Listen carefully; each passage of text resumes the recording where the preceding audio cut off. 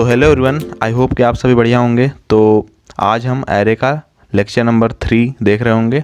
इससे पहले हमने लेक्चर नंबर 1 और लेक्चर नंबर 2 में एरे के बेसिक्स और लीनियर सर्च पढ़ा था।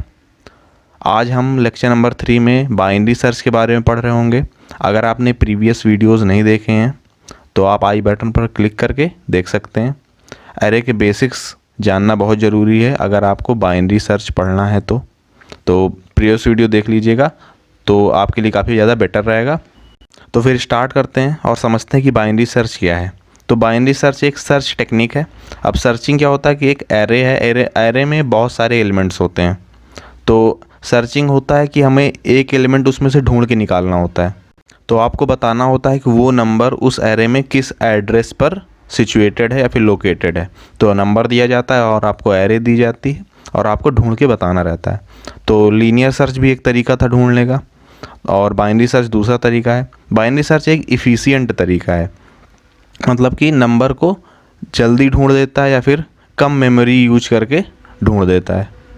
लेकिन दूसरा इसका नुकसान भी ये है कि लीनियर सर्च आप सारी एरेज पर यूज कर सकते हैं, लेकिन बाइनरी सर्च सिर्फ और सिर्फ सॉर्टेड एरे पर ही वर्क करता है।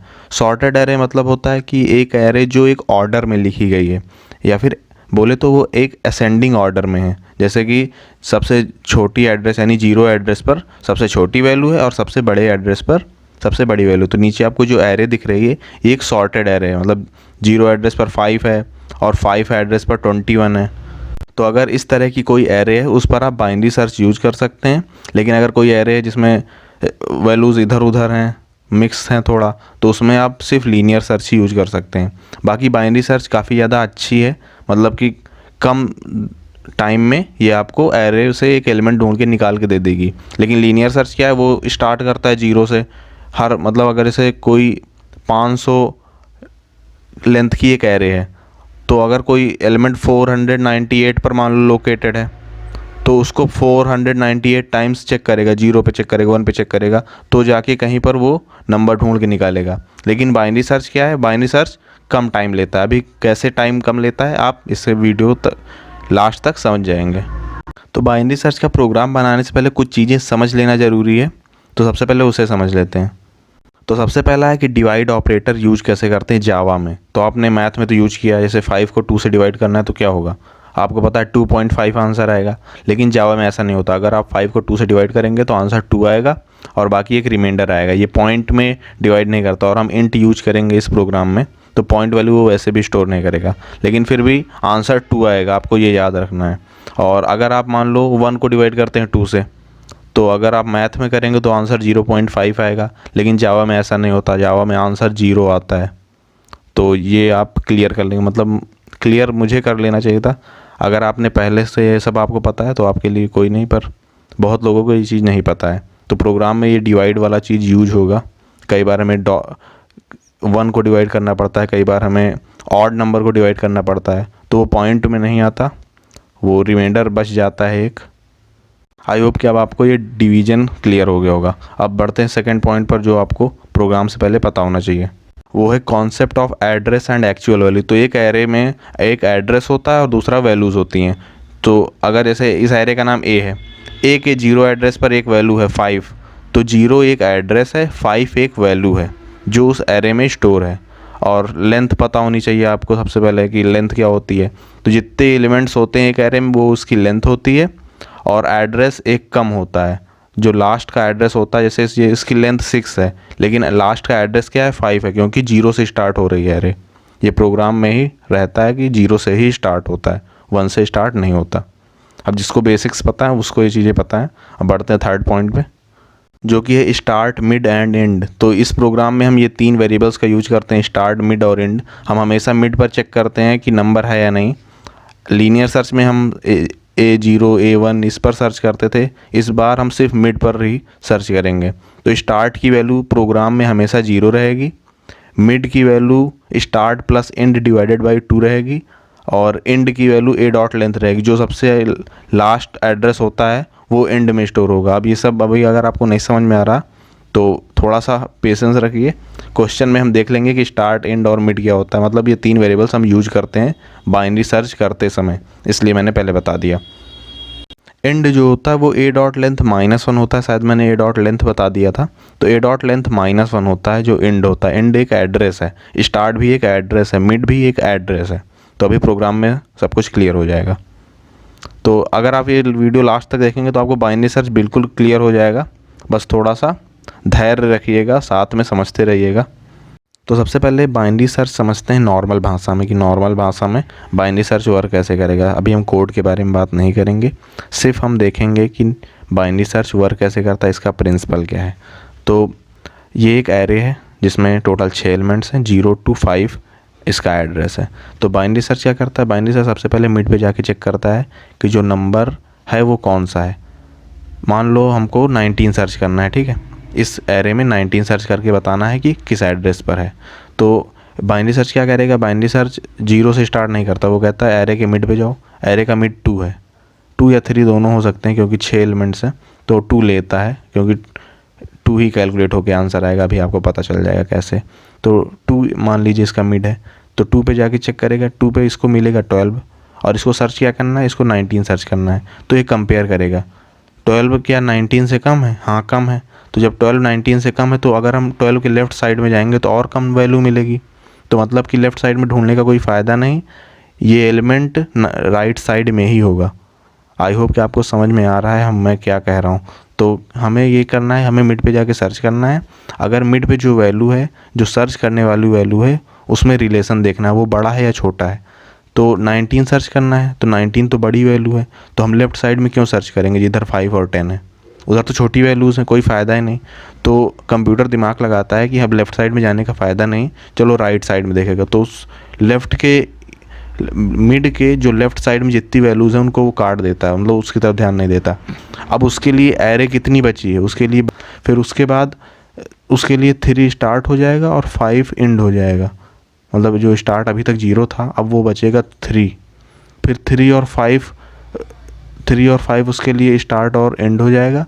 फिर और उसके लिए फिर मिड क्या बचेगा, 4 बचेगा। तो मतलब वो क्या करता है, एक एरे लेता है, एरे के मिड पे सर्च करता है, फिर उसको पता चल जाता है कि या तो एरे के मिड के लेफ़्ट में वैल्यूज़ होंगी या तो राइट में होंगी, फिर उस तरफ वो चला जाता है। इस तरह वो एरे छोटी करता जाता है। तो ये एरे का ये बाइनरी सर्च का प्रिंसिपल होता है कि मिड पे चेक करो, फिर एक तरफ वाली एरे हटा दो, फिर अब इतनी बची एरे, इतनी एरे के मिड पे जाओ। आई होप कि आपको समझ में आ रहा है। अब थोड़ा सा कोड देख लेते हैं। कोड सिर्फ उतना देखेंगे जितने में बाइनरी सर्च वर्क कर रहा है। इनपुट और आउटपुट ये सब चीज़ें फुल प्रोग्राम में देखेंगे, जो अब थोड़ी देर बाद हम लिखेंगे। अभी हम सिर्फ बाइनरी सर्च का वर्किंग वाला प्रोग्राम देखेंगे। तो वर्किंग वाले प्रोग्राम में क्या है, सबसे पहले तो एक लूप है और इसके अंदर 3 कंडीशंस हैं उस लूप के अंदर। तो while start is less than equal to end, start की वैल्यू अगर लेस देन है या फिर इक्वल टू है एंड के, तब तक ये लूप चलता रहना चाहिए। उसके बाद इस लूप के अंदर सबसे पहले हमने मिड कैलकुलेट किया है।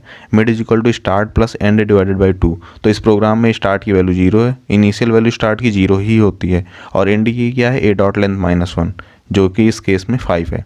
तो स्टार्ट की वैल्यू 0, एंड की वैल्यू 5। तो मिड कितना कैलकुलेट हो जाएगा मिड हो जाएगा 2। तो 0 + 5 डिवाइडेड बाई 2, आंसर आएगा 2। तो मिड में 2 कॉपी हो जाएगा। फिर इसके अंदर 3 कंडीशन है। तो सबसे पहले तो एक चीज़ है नंबर, जो हमें सर्च करना है। इस केस में वो 19 है, हमें 19 सर्च करके बताना है। तो नंबर 19 है और एक वैल्यू है ए ऑफ मिड, जो कि एरे के मिड पे है। तो हमें एरे के मिड पे और इस नंबर के, इन दोनों में रिलेशन देखना है। तो 3 कंडीशन हो सकते हैं, या तो नंबर ए ऑफ मिड के इक्वल होगा, या तो नंबर ए ऑफ मिड पे जो वैल्यू है उससे कम होगा, या तो नंबर ए ऑफ मिड पे जो वैल्यू है उससे ज़्यादा होगा। तो अगर if number is equal to A of mid, तो हम क्या करेंगे, मतलब कि हमें नंबर मिल चुका है, तो हम क्या करेंगे, index is equal to mid और ब्रेक करा लेंगे। मतलब कि हमें नंबर मिल चुका है जो सर्च करना है, तो हम index is equal to mid कराएंगे और ब्रेक करा लेंगे। दूसरी कंडीशन क्या है कि number is less then A of mid, जो नंबर की वैल्यू है वो ए ऑफ मिड पे जो वैल्यू है उससे कम है।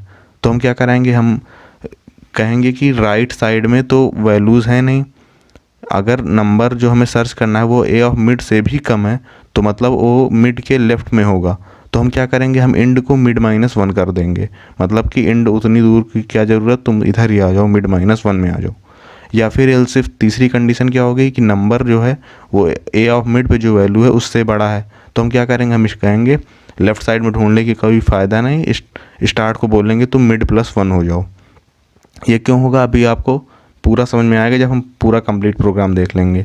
तो इस केस में क्या है, N O is equal to A of mid, क्या ये कंडीशन ट्रू है? कंडीशन गलत है, क्योंकि एन ओ की जो वैल्यू वो है 19 और ए के जो मिड यानी ए के 2 पे जो वैल्यू है वो है 12, दोनों इक्वल नहीं है। तो पहली वाली कंडीशन तो रॉन्ग हो गई। एलसीफ में आएगा, एन ओ में वैल्यू 19 है, ए के मिड पे 12 है, एन ओ कम है क्या 12 से? नहीं कम, तो ये कंडीशन में भी नहीं जाएगा। एलसीफ जो थर्ड वाली कंडीशन है उसमें आएगा, तो N O is greater than A of mid, यहाँ पर ये कंडीशन ट्रू हो जाएगी और स्टार्ट की वैल्यू चेंज हो जाएगी, मिड प्लस 1 हो जाएगी। तो मिड प्लस 1 यानी स्टार्ट की वैल्यू 3 हो जाएगी। यहाँ पर जो थर्ड कंडीशन है ये एक इल्सिफ है, यहाँ पर आप इल्सिफ की जगह सिर्फ इल्स भी लगा सकते हैं और आगे कंडीशन हटा सकते हैं, क्योंकि तीसरी कंडीशन तो यही बचेगी। अगर नंबर इक्वल भी नहीं है और कम भी नहीं है तो तीसरी कंडीशन ऑब्वियस सी बात है कि नंबर ग्रेटर देन होगा। तो यहाँ पर इल्सिफ की जगह इल्स भी लगा सकते थे, पर इस कंडीशन में हमने यहाँ पर इल्सिफ ही लगाया है, कोई गलत नहीं है। अगर आप चाहें तो इल्स भी लगा सकते हैं, थर्ड कंडीशन इल्स भी लगा सकते थे। तो अगर यहाँ पर ये 30 कंडीशन ट्रू हो गई क्योंकि number greater than A of mid पे जो वैल्यू है उससे, तो हम यहाँ पर स्टार्ट को मिड प्लस 1 कर देंगे और वापस से आएंगे। अब स्टार्ट की वैल्यू चेंज हो चुकी है तो मिड की वैल्यू भी चेंज होगी, वापस से लूप शुरू होगा। मिड की वैल्यू हो जाएगी start plus end divided by 2। Start पर क्या हो गया, स्टार्ट की वैल्यू हो चुकी है 3, तो 3 + 5 डिवाइडेड बाई 2 यानी 4। मिड में क्या हो गया 4। फिर उसके बाद पहली कंडीशन में आएगा, हम चेक करेंगे number is equal to A of mid, number में 19 है, ए ऑफ मिड क्या है ए के 4 पे, ए के 4 पे क्या है 19 है। तो यहाँ पर एक कंडीशन ट्रू हो गई, इंडेक्स में मिड कॉपी हो जाएगा यानी इंडेक्स में 4 हो जाएगा और ब्रेक हो जाएगा। तो यहाँ पर क्या हुआ, हमने नंबर मिल गया। तो हम आगे चल के इंडेक्स को प्रिंट करा देंगे और बता देंगे कि भैया यहाँ पर हमें नंबर मिल गया इस इंडेक्स पर। तो ये था बाइनरी सर्च का वर्किंग। यहाँ पर आपको बाइनरी सर्च की इफ़िशियंसी भी दिखी होगी, क्योंकि यहाँ पर जो नंबर था वो 4th पोजीशन पर था 4 एड्रेस पर, लेकिन लूप कितनी बार चला, लूप सिर्फ 2 बार चला और ढूंढ के दे दिया। यहीं पर अगर आप लीनियर सर्च का यूज करते तो 5 बार चेक करता है 0 1 2 3 4, लेकिन बाइनरी सर्च का फ़ायदा क्या हुआ, उसने 2 ही बार में यानी कम मेमोरी कम टाइम यूज करके इसने सर्च करके आपको दे दिया। तो यही है बाइनरी सर्च की इफ़िशियंसी। अब एक प्रोग्राम देखते हैं, पूरा प्रोग्राम लिखेंगे और सीखेंगे। तो ये एक एरे है, 9 उसकी लेंथ है या फिर 9 उसमें एलिमेंट्स हैं, और इसमें हमको चेक करना है एक नंबर, हमें यूज़र से सर्च करके लेना है, मतलब यूज़र से इनपुट कराना है नंबर को और फिर उसे सर्च करके देना है। तो सबसे पहले क्या होगा, सबसे पहले import java.util ये लाइन रहेगी, फिर हम एक क्लास बनाएंगे और क्लास के अंदर एक फंक्शन बनाएंगे जिसके अंदर बाइनरी सर्च वर्क करेंगे। सबसे पहले स्कैनर वाली लाइन रहेगी, ये तो सबको पता है। फिर अब हमारे वेरिएबल शुरू हुए, तो एक नंबर होगा जो सर्च करना है, जो कि यूजर से इनपुट लेना है, इंट एनो। इंडेक्स की वैल्यू -1 ही रहेगी, याद कर लीजिए, इंट इंडेक्स इक्वल टू -1 हमने बना दिया। फिर हमें 3 वो वेरिएबल्स की यूज हो गए जो हम प्रोग्राम के अंदर यूज करेंगे। स्टार्ट 0, स्टार्ट की वैल्यू 0 ही रहेगी, मिड कैलकुलेट करेंगे और एंड जो होता है वो लेंथ -1 होता है, एरे की लेंथ -1। तो एरे का नाम लिख देते हैं इंट लिस्ट, जिसमें ये वह सारे एलिमेंट्स स्टोर हैं 11 33 40 45 66 72 89 95 99। तो एरे का जो एलिमेंट्स हैं वो दिए हुए हैं क्वेश्चंस में, बस हमें एनो इनपुट कराना है। तो हम एनो इनपुट करा लेंगे, एनो इक्वल टू sc.nextInt, ये इस लाइन से इनपुट होता है यूजर से। यूजर को मैसेज भी दे देंगे कि enter the number to be searched इसके पहले। फिर क्या होगा, हम इंड देख लेते हैं। इंड हमें पता चल जाएगा लिस्ट डॉट लेंथ -1, लिस्ट की जो लेंथ है -1, लिस्ट की लेंथ इसमें क्या है 9 है, 9 - 1 8, तो इंड में क्या होगा इस 8 स्टोर हो जाएगा। फिर अब वही प्रोग्राम स्टार्ट हो गया जो एक्चुअल वर्किंग है बाइनरी सर्च का। सबसे पहले वाइल एक लूप है जो कि start less than equal to end. कोई भी बाइनरी का सर्च का प्रोग्राम बनाए आपको यही यहाँ पर कंडीशन रखनी है वाइल के अंदर।